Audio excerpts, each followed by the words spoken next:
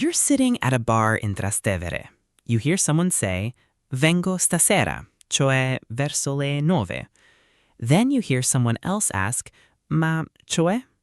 And suddenly you realize this tiny word is everywhere. It's in movies, it's in your favorite podcasts, and it's driving you crazy because every time you look it up, the definition changes. Ciao ragazzi, welcome back to Italianissimo. Today, we're tackling the chameleon of the Italian language, cioè. Here's the problem. Most students try to find one English word for cioè. They try I mean, or that is, or in other words. But Italian doesn't work like a math equation. You can't just swap X for Y. To master cioè, you have to stop looking for a translation and start looking at the function. What is the speaker actually trying to do? Once you see the patterns, the confusion disappears. Let's look at the 3 ways this word actually shows up in real life. Situazione numero 1, the precision tool. This is when you've said something, but you want to be more specific. You're narrowing it down. Imagine you're telling a friend about your vacation. Siamo stati in Toscana, cioè a Siena. We were in Tuscany, specifically in Siena.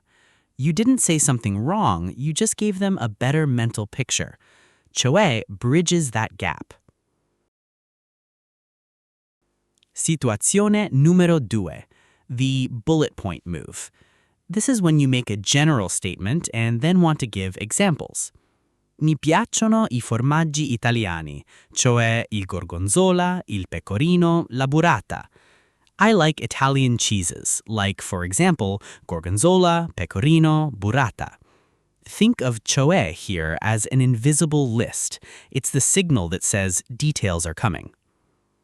Situazione numero 3, the oops button. We all make mistakes. Cioè is your best friend when you need to correct yourself mid-sentence. Ci vediamo sabato, cioè domenica. See you Saturday, I mean Sunday.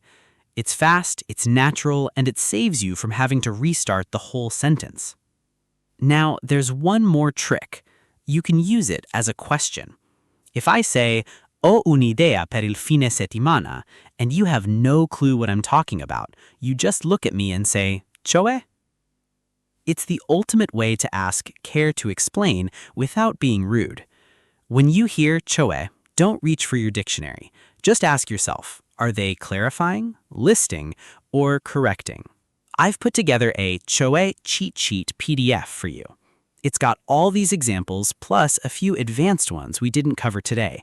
You can grab that for free at the link in the description. But before you go, have you ever been totally confused by an Italian using this word? Or maybe you have a favorite weird Italian word. Tell me in the comments below. Alla prossima, and as always, ciao for now.